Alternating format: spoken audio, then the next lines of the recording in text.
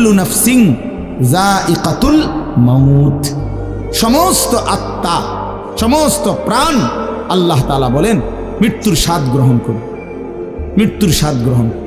কুল ইন্নাল মাউতাল্লাযী তাফিরুনা মিনহু ফাইন্নাহু মুলাকীকুম, আল্লাহ তাআলা বলেন হে নবী আপনি বলে দেন ও দুনিয়াবাসী, মৃত্যু থেকে তোমরা যেখানেই পলায়ন করো না কেন, মৃত্যু তোমাদের সাথে সেখানে গিয়েই নিজেই মোলাকাত করো, সাক্ষাৎ করো।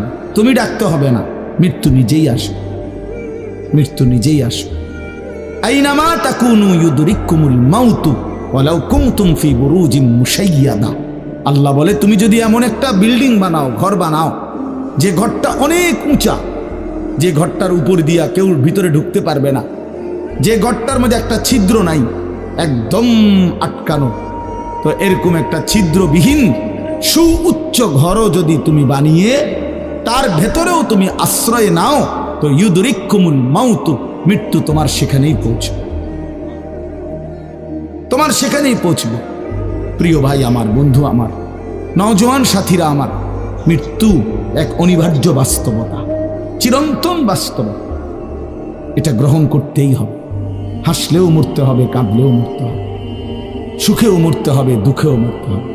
রাজপ্রাসাদ আর অট্টালিকার মানুষটাও মরে যাবে, জীর্ণ কুটিরে যে লোক থাকে, হ্যাঁ, সেই লোকটাকেও মরতে হবে। জীবনে কোনোদিন দুঃখ দেখে নাই যে সেও মরে যাবে, জীবনে কোনোদিন সুখ দেখে নাই যে সেও মরে যাবে, সব মরে যাবে। এটাই সত্য, এটাই বাস্তবতা।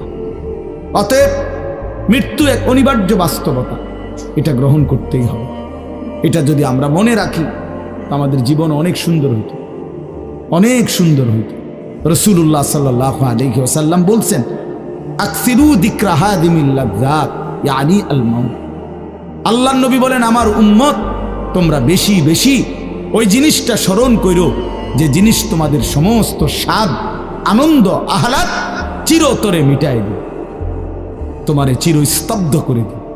জলজ্জান্ত মানুষটা আমাদের সামনে হাঁটতো, চলতো, উঠতো, বসতো, ঘুরতো, ফিরতো, হ্যাঁ, সেই মানুষটা মনে করেন আমার চোখের সামনে নাই, তার লাশ আমার সামনে, আহা সেই লোকটা স্তব্ধ।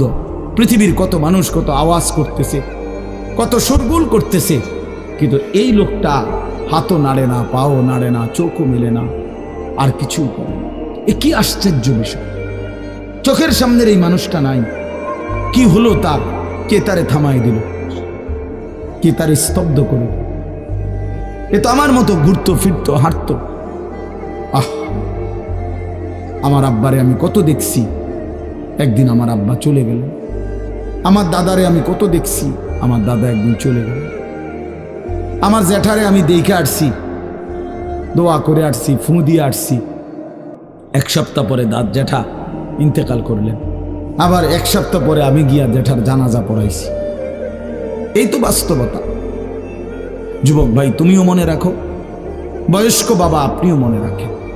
হাসান বসরি রহমতুল্লাহ আলাই একজন বড় বুজুর্গ ছিলেন। উনি বলতেন, তিনি যখন কোনো যুবককে দেখতেন আর বয়স্ক দেখতেন, তো তিনি যুবকদেরকে বলতেন ইয়া মা'শারাশ শাবাব ইন্না যারআ কাদ তুদরিকুহুল আহাতু ক্বাবলা আন ইয়াবলুগা।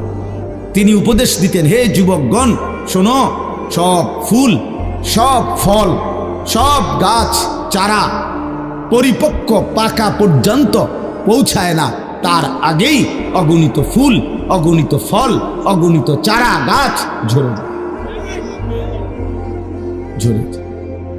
এটা উনি মনে করাইতেন মৃত্যুর কথা।